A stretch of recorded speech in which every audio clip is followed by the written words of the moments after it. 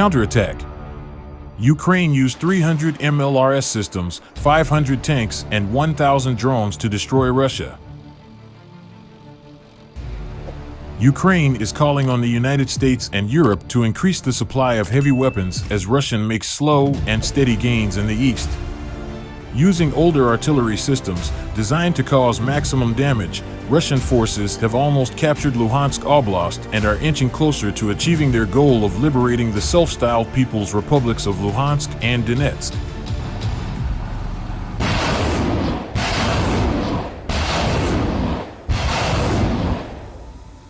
In a public request issued by Ukrainian presidential advisor Mykhailo Podolyak, Ukraine called in the United States and NATO countries to supply more NATO standard weapons and to provide the maximum number of weapons possible.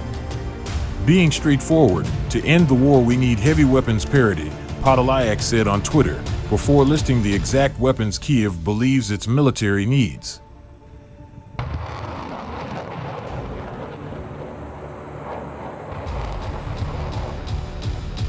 Podolyak requested 1,000 howitzers, 300 multiple launch rocket systems, 500 tanks, 2,000 armored vehicles, and 1,000 drones. Contact Group of Defense Ministers meeting is held in Brussels on June 15th. We are waiting for a decision, he added. The United States has proven to be generous to Ukraine throughout the Russian invasion, even offering a compromise after recently rejecting calls for the transfer of long-range missile systems to Ukraine.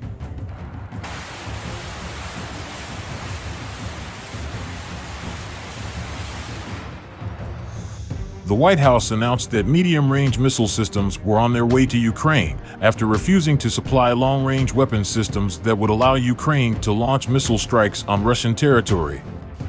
Germany, however, has acted with greater caution in recent months, reportedly blocking the transfer of German-made equipment to Ukraine from countries like Spain. Reports this month revealed how Germany blocked the transfer of dozens of Leopard 2A4 tanks to Ukraine, a plan devised by the Spanish government.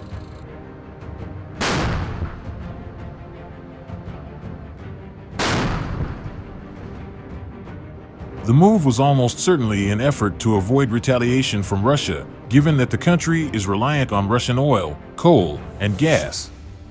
And while the German Economy Ministry announced in May that Russian oil now makes up 12% of the country's imports compared to 35% previously, any retaliation from Russia over the transfer of heavy equipment to Ukraine could still have a substantial impact on the German economy.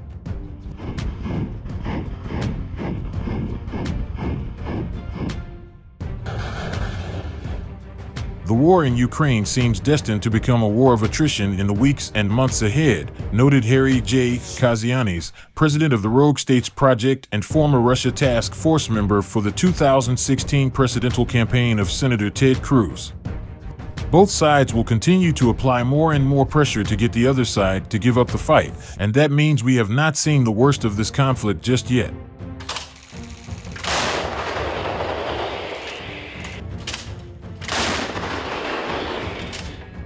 With NATO countries almost out of ideas for new sanctions on Russia, and with Russian forces relying on 1960s-era weaponry as a result of dwindling supplies of modern weapons, the transfer of NATO-standard weaponry to Ukraine is likely to become increasingly dangerous for some European countries that still depend on Russian energy.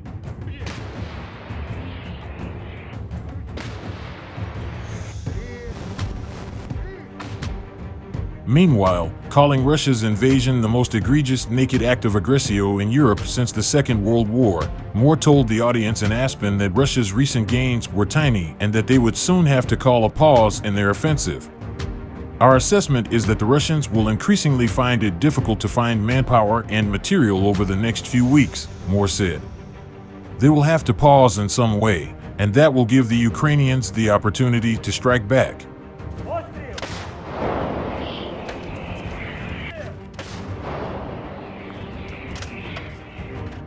He said Zelensky and the Ukrainian government have to show the people that the war is winnable to preserve the citizens' morale to continue resisting Russia and keep Western resolve in place to continue giving aid.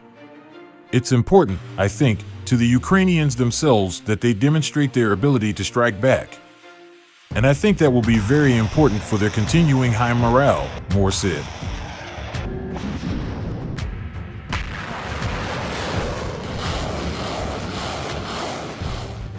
The Ukrainian military on Thursday said that Russia has probably used 55 to 60% of its existing stocks of high-precision weapons, and due to Western sanctions, they will find it difficult to replenish their stocks. Vadim Skibitsky, a spokesman for the Defense Intelligence of the Armed Forces of Ukraine, addressed the media at a press conference and said many components were manufactured abroad. But the restrictions introduced due to international sanctions do not enable Russia to openly get the components.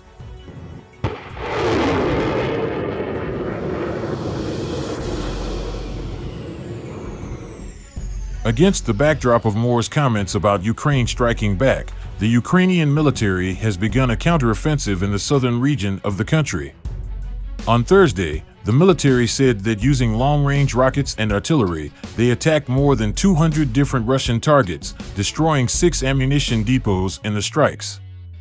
The strikes were aided by more advanced Western weapons, including the US-made M777 155mm howitzers and the HIMARS missile systems at striking Russian targets in the Kherson region, which Russia was able to take in the early days of the invasion.